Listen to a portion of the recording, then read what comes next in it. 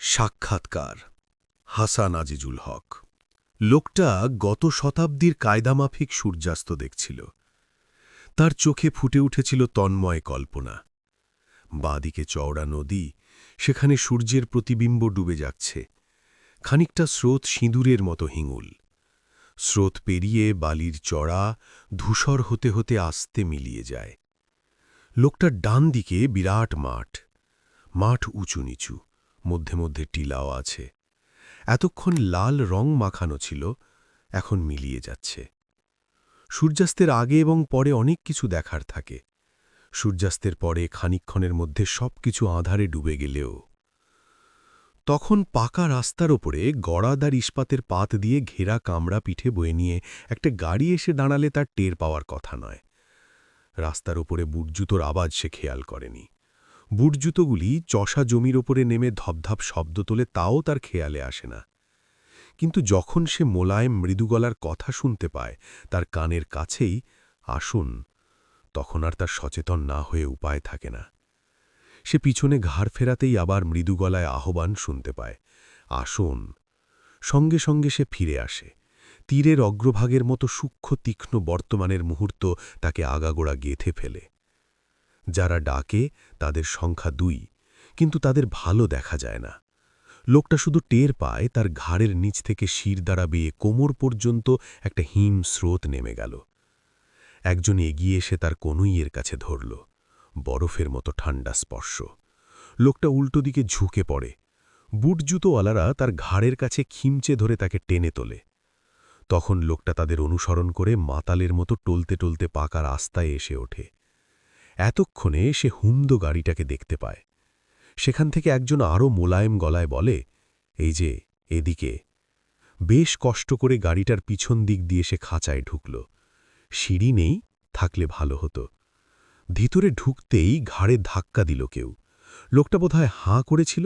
ধাক্কার চোটে ঠোঁটের ওপর দাঁত পড়ে গিয়ে একটু কেটে গেল। রক্তের নোনতা স্বাদটা ভালো না লাগায় সে লোহার গড়াদের ওপর জিভ ছোঁয়াল। কেমন ধোঁয়াটে আলুনি স্বাদ। তার জিভ গুটিয়ে গলার কাছে চলে যায়। এর মধ্যে গাড়ি সূর্যাস্তের নদী আর মাঠ পিছনে ফেলে হু হু করে ছুটতে থাকে। ঠান্ডা হাওয়া দিচ্ছে, তবু লোকটার কপালে ঘাম জমে। হাওয়ায় শুকিয়ে গেলেও আবার লোমকূপের গোড়ায় জমে। সে তার ঠান্ডা সাপের মতো কিলবিলে আঙুল দিয়ে মুছে ফেলার চেষ্টা করে, কিন্তু আবার বিনবিন করে কপালের উপর ঘাম জমে যায়। একটা বড় ফটকের কাছে গাড়ি দাঁড়াতে সে গড়াদের ফাঁক দিয়ে দেখার চেষ্টা করে। এখানে সেখানে বিদ্যুতের আলোই জ্বলছে বটে, কিন্তু ফটকের ওধারে বিরাট উঠোনটা অন্ধকার। সেই অন্ধকারের মধ্যেই ঝনঝন করে ফটক খুলে গেলে গাড়িটা গর্জন করে ভিতরে ঢোকে। অন্ধকার উঠোন পার হয় টালমাটাল করতে করতে। শেষে দাঁড়িয়ে যায়। গাড়ির পিছনের দরজা খুলে গেলে আবার ধাক্কার চোটেই লাফ দিয়ে লোকটা নেমে পড়ে। চওড়া চওড়া অনেকগুলো সিঁড়ি বেয়ে উঠলে তবেই বিরাট বারান্না। সেখানে একটা লাল বাল্ব জ্বলছে। হুঁশ করে সামনের দরজা খুলে যায়। বিরাট একটা ঘর, লাল মিটমিটে বাল্ব জ্বলছে। কেউ নেই। ঘর পেরিয়ে ওপাশের দেয়ালের দিকে যেতেই বাঁদিকে আবার দরজা খোলার শব্দ। আর একটা ঘর, কেউ নেই। টেবিল চেয়ার নেই। চুন আর বার্নিশের গন্ধ। ঠান্ডা, কিন্তু আটকানো বাতাসের গুমোটো আছে। হাওয়া উঠেছে। পিছনে একটা খোলা দরজা ক্যাচ শব্দ করে বন্ধ হয়েও কঙ্কাতে থাকে, ক্যাঁ কিঁচ। আবার ঘর, ফাঁকা, মাত্র একটি টেবিল, কোনো আলো নেই। দুমদাম করে সবকটি দরজা বন্ধ হয়ে গেল। লোকটা আঁধালের মধ্যে ডুবে গিয়ে চুপ করে একা দাঁড়িয়ে থাকে। এখন সমস্ত শরীরে ঘাম। অন্ধকারের ভিতর থেকে পথ দেখানোর মতো গলায় আওয়াজ আসে, এই যে, এদিকে আসুন। কিন্তু কোন দিকে যাবে লোকটা ঠিক করতে পারে না। একটুক্ষণ দাঁড়িয়ে থেকে সে এলোমেলো এগোতে গিয়ে গুবড়ে পোকার মতো শুকনো শক্ত দেয়ালে ধাক্কা খায়। একই গলায় যেন শূন্য থেকে আহ্বান আসে, আসুন, এই যে। গলা অনেক দূরে চলে যায়, হালকা মৃদু শীষ দেবার মতো ডাকে, কই আসুন। লোকটা দেয়াল ধরে হাতড়াতে হাতড়াতে খানিকটা যেতেই একটা বন্ধ দরজা পেয়ে যায়। মনে হলো হাত লাগার আগেই দরজাটা খুলে গেল। কোনো লাভ নেই। একই রকমের অন্ধকার। ঘরে ঢুকে দেয়াল ধরে এগোতে থাকে। এখন কেউ আর ডাকছে না। কান পেতেও সে আর কোনো শব্দ শুনতে পেল না। দেয়াল ধরে লম্বালম্বি পেরিয়ে গেল সে। তারপর আড়াআড়ি দেয়ালটার মাঝামাঝি আসতেই ফের একটা দরজা। কিন্তু দরজাটা এবার এসে টানাটানি করেও খুলতে পারে না। খানিকটা করে খোলে, আবার ঢক করে বন্ধ হয়ে যায়। প্রাণপণ শক্তিতে লোকটা দু হাতে দরজার একটা কড়া ধরে টানে। তখন আচমকা হুশ করে দরজাটা খুলে যেতেই তীব্র সাদা আলোর বন্যায় লোকটা একেবারে অন্ধ হয়ে যায়। আলোর ধাক্কায় হাঁটু ভেঙে দুমড়ে মুচড়ে সে মেঝের উপর বসে পড়ে, দুহাতে চোখ দুটি চেপে ধরে। অনেকক্ষণ পরে আস্তে আস্তে চোখ থেকে হাত সরিয়ে সে উঠে দাঁড়িয়ে দেখতে পায় একটা বড় ন্যাংটো কালো প্লেন টেবিলের পিছনে ৩ জন লোক বসে আছে। তাকে দাঁড়াতে দেখে ৩ জন সমস্বরে টেনে টেনে বলে, আসুন, আসুন। চারদিক থেকে টানা টানা কাপা কাপা প্রতিধ্বনি ওঠে, শুন শুন, হৌ হৌ।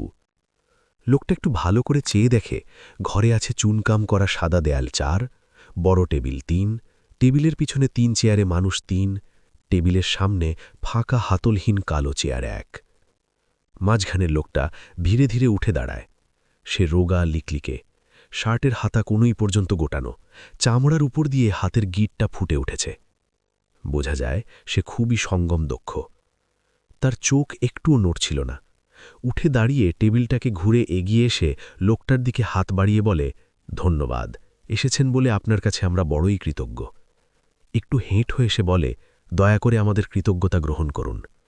প্রতিধ্বনি ওঠে, উনুন, হৌ হৌ। এই কথা বলে সে লোকটার হাত ধরে তাকে ফাঁকা হাতল ছাড়া চেয়ারের উপর বসিয়ে দেয়। কাঠি খোঁচার উপর জামাকাপড় চাপিয়ে কাকতারুয়া বানালে যেমন দেখতে হয়, তাকে ঠিক তেমনি দেখাচ্ছিল। লোকটা সবসময় তার গা থেকে মেয়ে মানুষের মাংসের গন্ধ পেতে লাগল।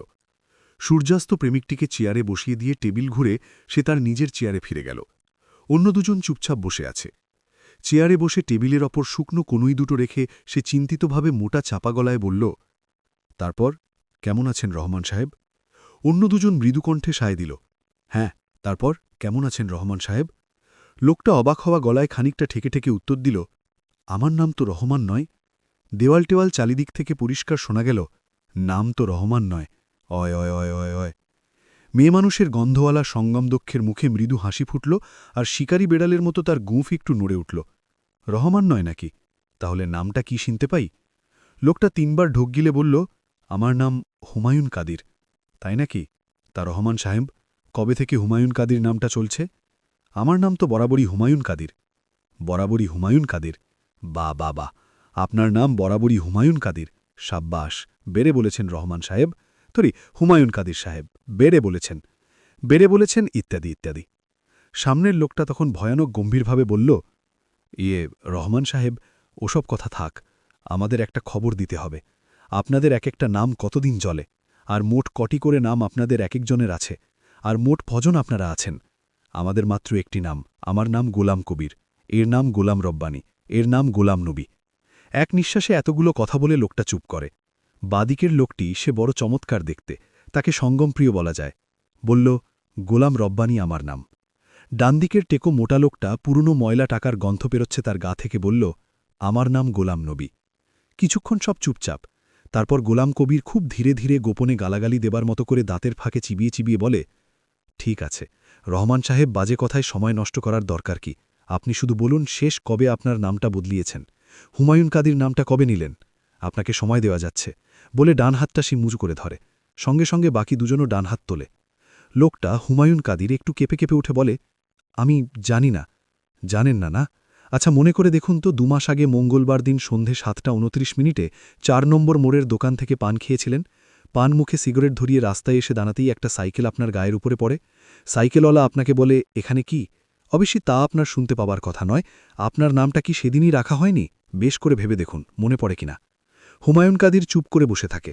বুঝতে পারছি আপনি কিছুই স্বীকার করতে চান না। তাতে কিছু এসে যায় না অবশ্যই, কারণ আমরা সবই জানি। কাজী আর কিছু জানার নেই, কারণ আমরা কিছুই জানি না। অতএব আর কিছুই জানার নেই। ঠিক আছে, বলুন আজ সন্ধ্যায় কোথায় গিয়েছিলেন? গোলাম কবির একটু গলা তুলে বলে, কোথায়? বাকি দুজন বলে, কোথায়? আয় আয় আয় আয় শব্দ উঠল। সূর্যাস্ত দেখতে গিয়েছিলাম। কোথায় গিয়েছিলেন বললেন? সূর্যাস্ত দেখতে গিয়েছিলাম। হ্যাঁ, দেখবার মতোই জিনিস বটে। চমৎকার ধাপ্পা। আমাদের বন্ধু সূর্যাস্ত দেখতে গিয়েছিলেন বলে গোলাম কবির গুফের তলায় মৃদু মৃদু হাসতে শুরু করে। হুমায়ুন কাদির বিস্ফারিত চোখে চেয়ে দেখে মৃদু হাসিটা তার অল্পে অল্পে উঁচুতে উঠছে। হাসির মধ্যে বহু কষ্টে একবার বলে, সূর্যাস্ত? বাহ, সুন্দর কথা, সূর্যাস্ত। বলতে বলতে হো হো করে হাসতে শুরু করে সে। দমকে দমকে হাসি উঠে আসতে থাকে তার নাভি থেকে। হা হা হা হা বলে কিনা সূর্যাস্ত, হা হা হা হা বলে কিনা সূর্যাস্ত। চারদিক থেকে প্রকাণ্ড প্রতিধ্বনি হুড়মুড় করে ছুটে আসে। আস্ত আস্ত আস্ত, হাসির দমকে ছাদ ফেটে যাওয়ার দশা। গোলাম কবির একটানা হেসে যায়।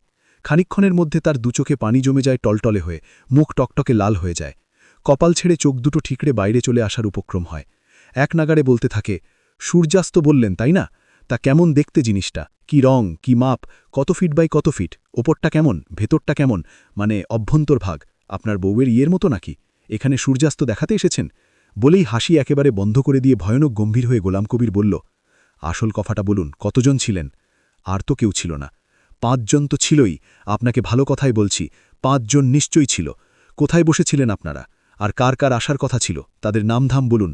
আমাদের কাছে নিশ্চিত খবর আছে 2 দিন আগে বেলা 2টোর সময় আপনারা বলেছিলেন ভেবে দেখতে হবে। কি ভেবে দেখতে চেয়েছিলেন আপনি? অত ভাবাভাবির কি আছে? তারও আগে একদিন সন্ধেবেলায় যখন একজন আপনাকে জিজ্ঞেস করে এই বিষয়ে আপনার মত কি, সঙ্গে সঙ্গে জবাব না দিয়ে আপনি কিনা তাকে বললেন চিন্তা করে দেখতে হবে। একবার ভেবে দেখবেন, একবার ভাবনা চিন্তা করে দেখবেন। ওসব বেয়াদবি আপনাকে কে করতে বলেছে জানেন না? সব ভাবনা চিন্তা আপনার অনেক আগেই করা হয়ে গেছে। কি জানেন না নাকি? চুপ করে রইলেন যে?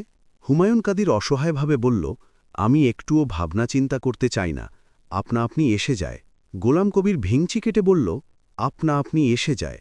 আচ্ছা গেল, এরও আগে একদিন শনিবার বিকেলবেলায় আপনি কান উঁচু করে, আপনি জানতেন না আপনার পাছাও উঁচু হয়ে গিয়েছিল বলে একটু চোখ মেরে গোলাম কবির কথাটা শেষ করল। আপনি কান উঁচু করে বলেছিলেন, একটা শব্দ শুনতে পাচ্ছি। গোলাম রব্বানী, গোলাম নবী একসঙ্গে একটা একটা করে বলে, আপনি কান উঁচু করে বলেছিলেন, একটা শব্দ শুনতে পাচ্ছি। প্রতিধ্বনি শোনা গেল, ছি ছি ছি। গোলাম কবির একটু দেরি করে বলে, এ কথা কেন বলছিলেন? হুমায়ুন কাদির খুবই বিব্রত, এলোমেলো, হাবার মতো বলে, আমরা শিক্ষিত লোক। মুখের কথা কেড়ে নিয়ে গোলাম কবির বলে, হ্যাঁ, শিক্ষিত লোকের কান গাধার মতো লম্বা হয়ে গেছে। যাগ্গে যাগ্গে, এইভাবে দেখা যাচ্ছে আপনি বলেছেন গন্ধ পাওয়া যায়, কিংবা গরম লাগছে, বা বিশ্রাদ মনে হচ্ছে। দেখা যাচ্ছে এসব কথা আপনি একবার নয় বারবার বলেছেন। খেতে বসে বলেছেন দিনকাল খারাপ বলে বাহাত মাটিতে ঠুকেছেন, তাতে আপনার বাহাতের কোড়ে আঙ্গুলে আঘাত লাগে, একটা বিড়েল আহত হয়। অথচ আপনি ভালো করেই জানেন বলে গোলাম কবির ধীরে ধীরে উঠে দাঁড়ায়। একবার বাঁ দিকে ফিরে চোখ সামান্য কাঁপায়, তারপর ডান দিকে ফিরে একইভাবে চোখ কাঁপায়। তাতে গোলাম রব্বানী ও গোলাম নবী অনিচ্ছার সঙ্গে ক্লান্তভাবে উঠে দাঁড়ায়। তারা স্থির হয়ে দাঁড়ালে গোলাম কবির তাঁদের দিকে একটু ঘাড় ঝুঁকিয়ে শুরু করে, অথচ আপনি ভালো করেই জানেন যে বচনে বা রটনায় বা ইঙ্গিতে বা ব্যবহারে। বাকি দুজন মাটির দিকে চেয়ে ধীরে ধীরে আবৃত্তি করে যায়, বচনে বা রটনায়, ইঙ্গিতে বা ব্যবহারে। এই হল 1 নম্বর। এই হল 1 নম্বর। নিদ্রায় বা স্বপনে বা জাগরণে গোলাম কবির আবার শুরু করে, নিদ্রায় বা স্বপনে বা জাগরণে। অন্য দুজন প্যানপ্যানে গলায় বলে, এই হল 2 নম্বর। এই হল 2 নম্বর। খেতে শুতে উঠতে বসতে, রাজদ্বারে শ্মশানে গোরস্থানে আহারে বিহারে বা নারী সহবাসে।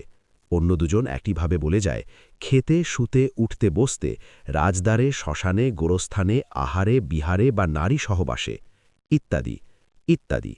এবং প্রকার উল্টো সিধে অনুপ্রকার, এবং প্রকার উল্টো সিধে অনুপ্রকার, নিষেধ নিষেধ। এই হল 3 নম্বর। এই হল 3 নম্বর। গোলাম কবির দুহাত দুদিকে বাড়িয়ে ইশারা করলে গোলাম রব্বানী এবং গোলাম নবী অসন্তুষ্ট মুখে বসে পড়ে। গোলাম কবির কিন্তু স্থির হয়ে দাঁড়িয়েই থাকে। আস্তে আস্তে সে তার রোগা বুকটা চিতিয়ে দেয়, হাতা গোটানো বাঁদুরে হাত দিয়ে জামার কলার ঠিকঠাক করে, দুবার কাশে, দুবার গলা ঝাড়ে, একবার নাক ঝাড়ে।